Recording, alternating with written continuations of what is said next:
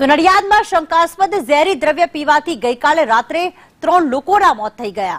નડિયાદના જવાહરનગર વિસ્તારમાં 3 લોકોના મોતથી લઠ્ઠાકાની આશંકા સેવાઈ રહી હતી। ત્યારે સંદેશ ન્યૂઝ પહોંચ્યું છે મૃતક કનુભાઈ ધનજીભાઈ ચૌહાણના ઘરે। સંદેશ ન્યૂઝે પરિવારજનો સાથે વાતચીત કરી। પરિવારજનોએ તો દારૂ પીવાથી મોત થયું હોવાનું જણાવ્યું છે। દારૂ સદંતર બંધ થવો જોઈએ તેવી પરિવારજનોએ ઉગ્ર માંગ કરી છે।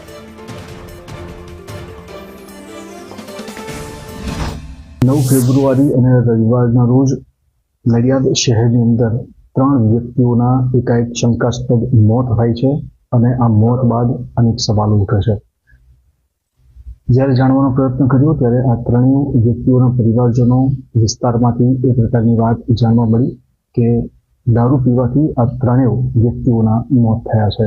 જાણે કે લઠ્ઠાકાંડ ફરી એકવાર થયો હોય તે પ્રકારના અહીંયા ઘાટ જોવા મળી રહ્યા છે। 3 વ્યક્તિઓ જેમના મૃત્યુ થયા છે તેમાંથી એક કનુભાઈ ચૌહાણ કે જે અંદાજે 55 વર્ષની ઉંમર ધરાવતા હતા। તેમના પરિવારમાં હાલ માતમ છવાયેલો જોવા મળી રહ્યો છે। આજે એવાય નોર્મલી ઘરેથી જ નીકળાતા ચા બા નાસ્તો કરીને અને પછી એવાય ત્યાં ગયા અને કંઈક પીધું હશે એમાં અચાનક જ એમને ખેંચો આવી ગઈ અને પછી અમને ઘેર આવીને જાણ કરી કે તમારા આવી રીતના રિલે ઘર ત્યાં તમારા પપ્પાને આવું પડી ગયા છે તો તમે ચલો અને 108 માં લઈ જવાના છે। પછી 108 માં લઈ ગયા એમને અને સિવિલે એમને લઈ ગયા।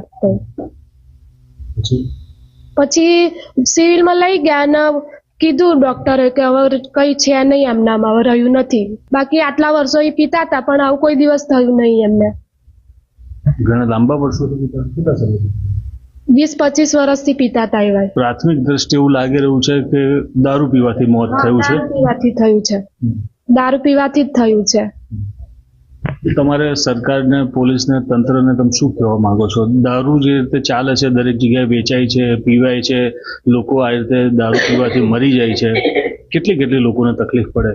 હરેક વ્યક્તિ ઘરે હરેક જેટલા દારૂ પીવે છે ને બધાને તકલીફ પડે છે। આવી રીતના મેન વ્યક્તિ જતા રહે તો ઘરમાં ચલાવનારું કોણ હોય?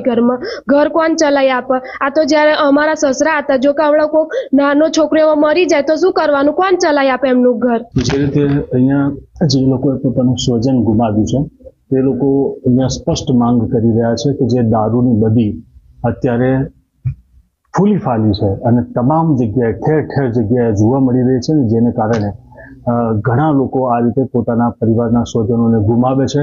ત્યારે તમામ જે મહિલાઓ છે તે માંગ કરી રહી છે કે દારૂ સંપૂર્ણ રીતે બંધ થવો જોઈએ।